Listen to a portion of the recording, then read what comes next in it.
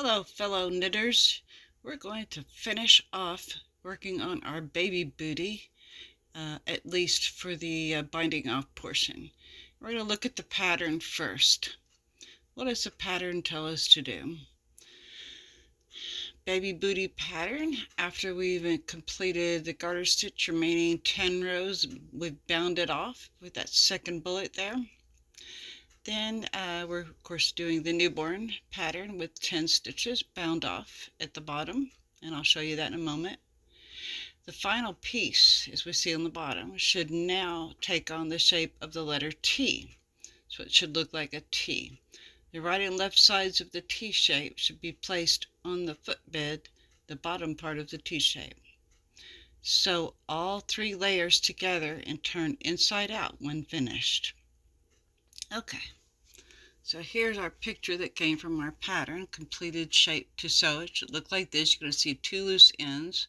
So both of those ends are going to be sewn into the garter stitch material when we are done.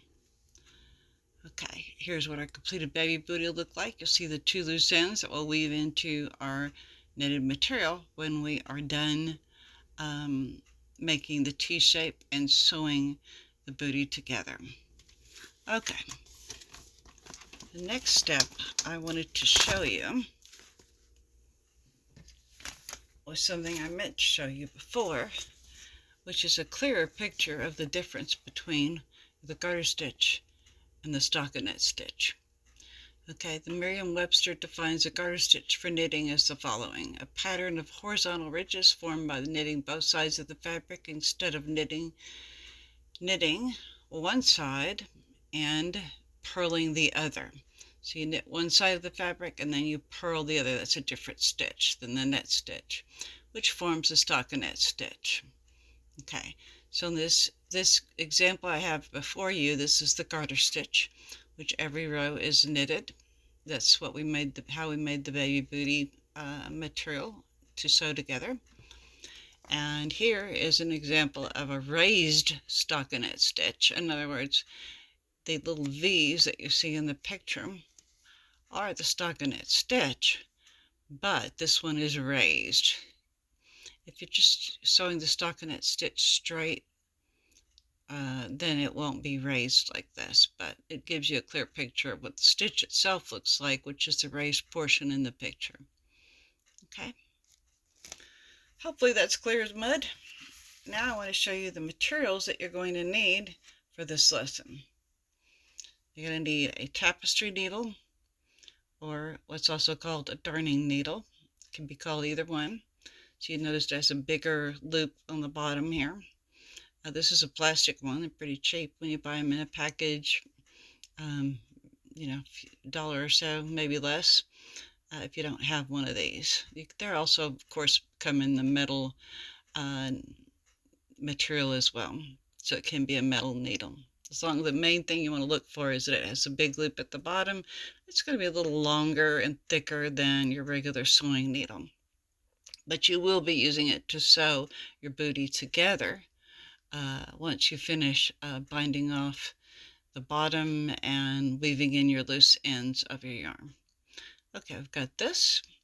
That's one part of our materials. We're going to need a little scissors like this. Just a small pair is fine. You can use a big pair too if that's all you have on hand. Doesn't matter.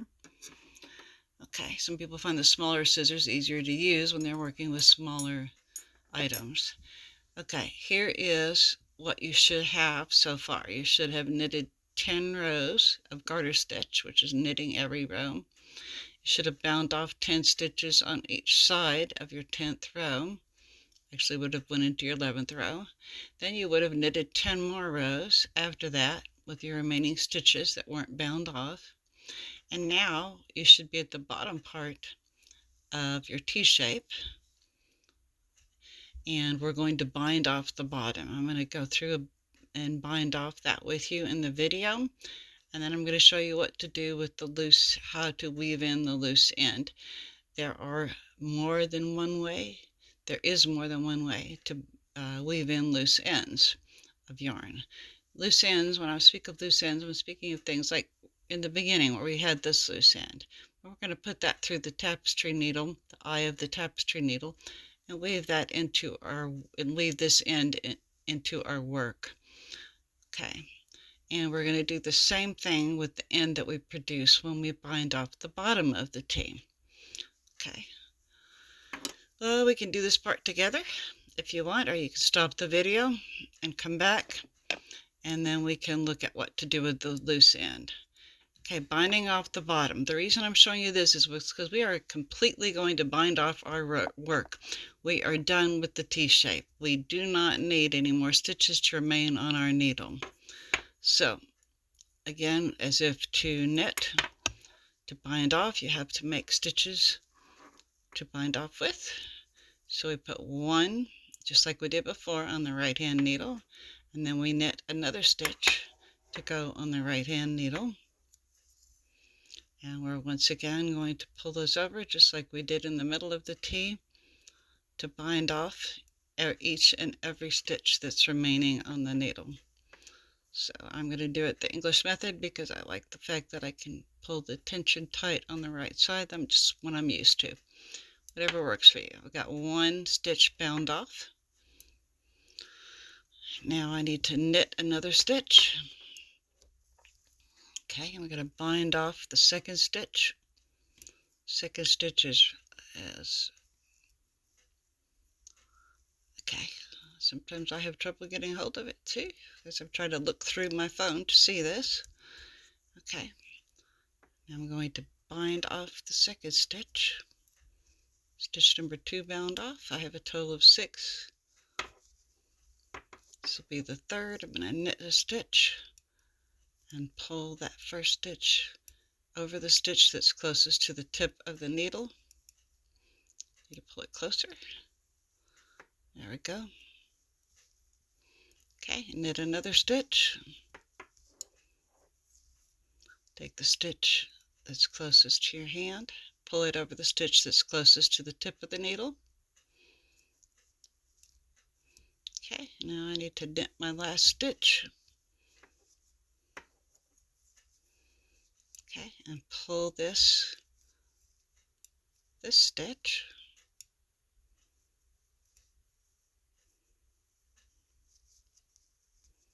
Oh, you see where I got an extra thread there? I'm going to do that again so I don't catch that extra thread in there. Okay, that can happen, especially if you're using a looser yarn. Okay, down to my last stitch. Now what do I do? All right, well, how am I going to bind off that last stitch? It's pretty simple. First thing I'm going to do is cut off this yarn because I am done with the working yarn.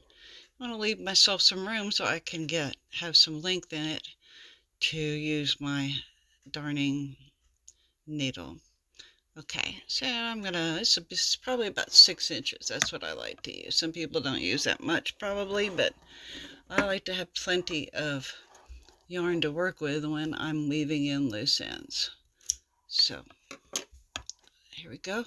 I've cut off the working yarn. Yay. All right. Now, what you simply need to do is pull up on your needle. You've got your work in your left hand, your needle in your loose yarn in your right hand, and we're going to pull this yarn through the loop that's on the needle. So to do that, it's really, really simple. You just pull up. Oh no, look at this. Somehow I had weaved in some extra yarn there. But I'll just tighten it up a bit. That's okay. Let me count and make sure I have bound off 6 stitches. So it looks like I have 1, 2, 3, 4, 5, 6. So somehow I had got some extra yarn on the end, and that's okay because it's going to stay right there. It's on the edge of the row. All right, now I've got my loose thread. Put my needles down. And I need to weave this loose end because we don't want it hanging out in our work, right?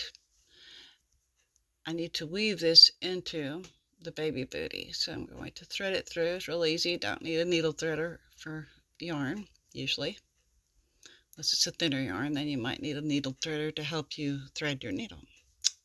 Okay, now what I'm going to do is take this yarn and I'm going to, one of the ways that I can weave it in is to kind of hide it in the stitches that I've made here. Let me show you a picture of kind of what that can look like. Okay, there's a couple ways to weave in loose yarn. All right, you'll notice here you can just go up into your fabric. So you can see this clearly. Up into your fabric, weave up, and then come back down and cut it off right there. Or you can kind of hide it in your stitches and go up through a stitch, down through the stitch, and up through the stitch, and down through the stitches, and then cut it off. So the main purpose of weaving it in, of course, is to number one, to hide it, and number two, to secure your last stitch. You don't use knots like you do in knitting, okay? You just use your darning needle and you weave it into your fabric that you've made. Okay, so that gives you a couple of examples. Eventually we'll be weaving together the pieces to make the booty, and here's an example of that. You may not be able to read it, but it's just, if you've done any sewing, it's the same principle. You're just going back and forth between each piece. And in the case that what we'll be doing is sewing together three pieces, so it'll be coming over and around the three pieces to secure them together. Okay, and I'll show you that in a separate video, or we'll do that in class.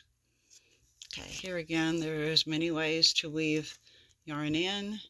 The main thing is that you put it through some stitches so that you can cut it off right at the fabric and it doesn't show on the inside or the wrong side of your fabric. Okay, let's go back to what we were working on. And I'll show you an example. Hopefully I can see it well enough through my camera phone to give you a clear picture. Okay, it's harder to see when you're only using one color. The example I showed you was done with several colors, so you could see exactly where the yarn's going. Again, there's no magic way to do this other than pulling it through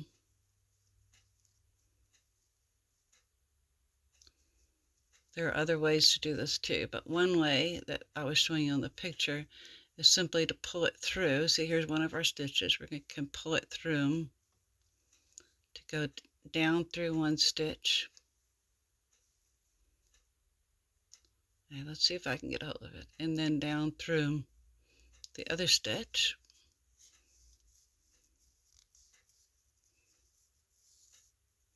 Okay. And then I can come up through here to hide it. You see, it's underneath the stitch. And then I can come down.